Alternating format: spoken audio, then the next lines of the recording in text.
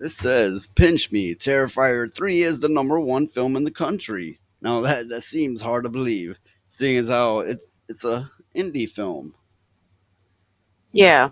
Well, let's get into this. Terrifier 3 is estimated to have pulled 18.2 million over the weekend, easily taking the top spot at this weekend's box office. Now, it wasn't against stiff competition. This is very true. I mean, it was up against Joker Um, 2. yeah, Joker, A Folly of Douche. Whatever. Joker. Yeah, it's a joke, all right. As most of you know, Terrifier got its start as a short film in Damien Leon's anthology All Hallows Eve before joining producer Phil Falcone to create the Terrifier franchise. The first film is considered by many to be an underground grindhouse masterpiece, and fans swarmed to support Damien and Phil's Kickstarter for Terrifier 2. Now, I actually have watched the All Hallows Eve. Before the Terrifier, the first one, he was in All Hallows Eve, and a lot of people don't know that. They hadn't nailed down the story yet, so it's a little conflicting. I'm not a tremendous fan of the Terrifier. I do support indie projects, I absolutely do, and I absolutely support horror stories and movies. But the Terrifier seemed to be gore for the sake of gore. It was a shock kind of thing, shock value. Yeah.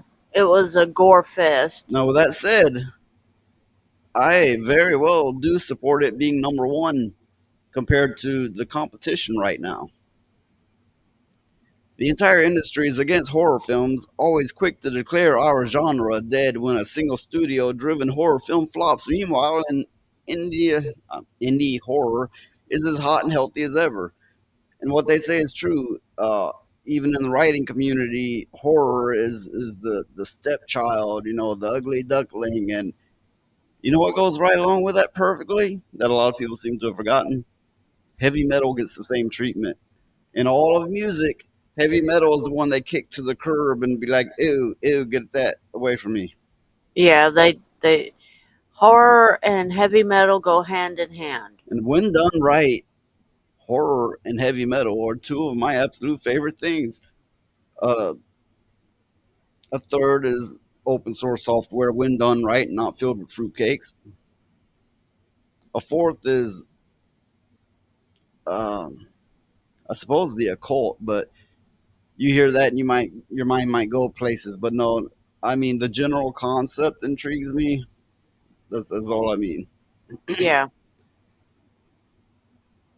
However, with the biggest issue with studio horror is that their films are typically sanitized, which means the studio needs to de-risk their investment and make sure their slashers are accessible as possible to the largest audience. With Terrifier, horror fans are getting pure, unadulterated, uncompromised, and completely unrated cinema, which truly is unprecedented. In fact, we're having trouble confirming this, but we believe Terrifier 3 might be the only unrated film to open at number one at the box office. Oh. To me, it feels like, oops, how did we let this happen? Yeah. The industry didn't step in and rig the numbers, and they're like, okay, okay, we got this stupid little film against the Joker too, which we've set up to be number one. And then when it flopped, they're like, we weren't prepared for this. We had no contingency plan. We didn't pay the reviewers to go, this really sucks, and nobody showed up. We didn't have the articles paid to be written. You know, I think it's a big oops on the industry's part. It would seem so.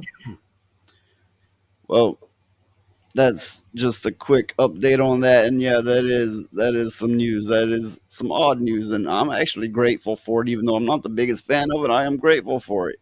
A indie horror film being number one at the box office. Like they say there, pinch me, but no, don't pinch me. I'll hit you. But yeah, it's a great thing, and that's it for this. And we're out.